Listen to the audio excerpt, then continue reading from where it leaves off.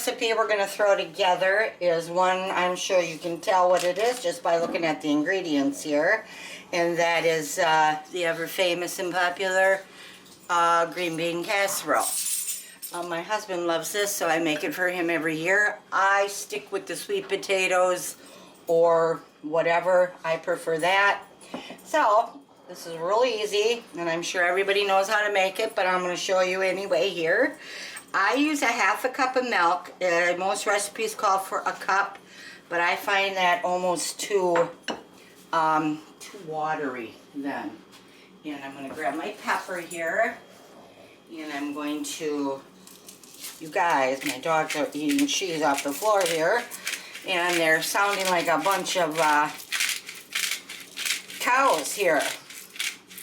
And they're making lots of noise. And here's lots of pepper. My husband likes a lot of pepper. So there's our pepper. And then we're going to stir in our 2 cans of cream of mushroom soup. And there we go. And this is, like I said, this is one of those recipes that you probably have had and you either really like it or you don't like it. My kids always liked it, so I always made it. They didn't ever like the squash. So when my kids were little, we always just had the 3-bean, or why did I say 3-bean? I think I've made 3-bean casserole already. I think that's why I got that on my mind. But anyway, they always liked it, so I figured, well, they're eating veggies some one way or another here. I mean, you know.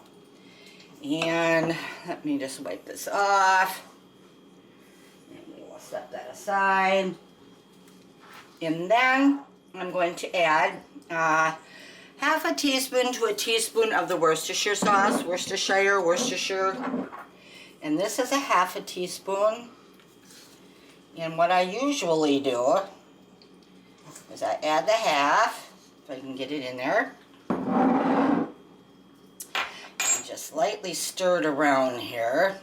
I should probably get my whisk. This will work here eventually. And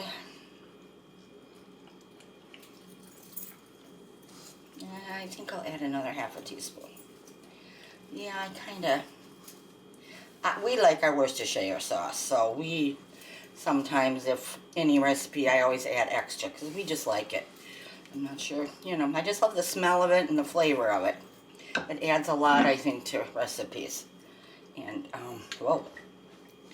And it's funny, because when I went to the store to pick some, you always buy the Lee & Perrin, and they were out of it, so I'm trying this out. I'm sure they all basically taste the same and whatever. But I don't go through it a lot, so I figure since I don't use a lot of it, and most recipes only call for like a teaspoon, I figure, well, that's one item I can splurge and buy the good name brand. And I do so. And then I'm going to add 2 cans of the French style green beans and drained. And I've always used the French style green beans. I know some people don't. They like the big green beans. There's Italian cut, I think, and there's, you know, just your regular big cut green beans. You can do whatever. I've always used the French cut.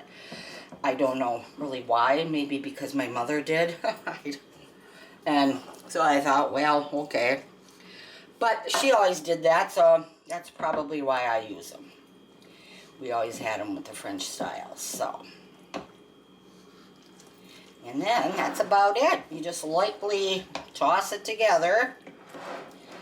And like I said, I don't add the full cup of milk. I just think it gets a little too creamier that way.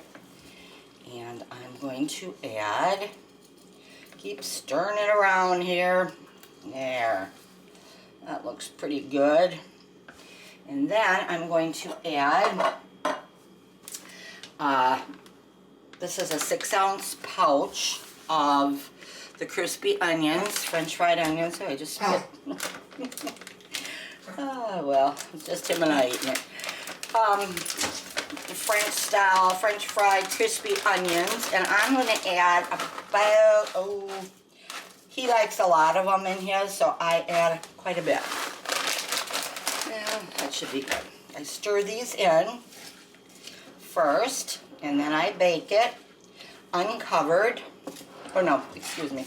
I bake it covered for, 30 minutes, 350, and then I'll take out the casserole, and then I'll sprinkle those on top, the rest on top, and put it back in the oven for about 15 minutes, and they're good to go. And these will be ready for tomorrow. And I don't have to worry about finding all the space in my oven. These will be done. And, you know, he can heat up any of these, like the green bean casserole or the bean dip or anything like that. We can heat that up anytime we want. It'll be cooked and ready to be eaten, except for the turkey and stuffing and that kind of thing. That's why I always make it a little early too, because I figure if I get all the baking done a day ahead, we can always, you know, heat up a plate in the microwave or whatever. And that's what we do tend to do. So I will be back. I'm going to cover this up. First I'm going to wipe this off and get all that wiped off here. Get my, I thought I had a rag here somewhere, or a paper towel. Yeah. Cover it up with my tin foil. Cheap tin foil that doesn't work very well, but it's better than nothing. And cover it up tightly. Let it bake 350 degrees for roughly 30 minutes. Take off the tin foil. Put the rest of my crispy fried onions on top, and I'll bake it for another, 15-20 minutes, and it'll be ready. Be back here again.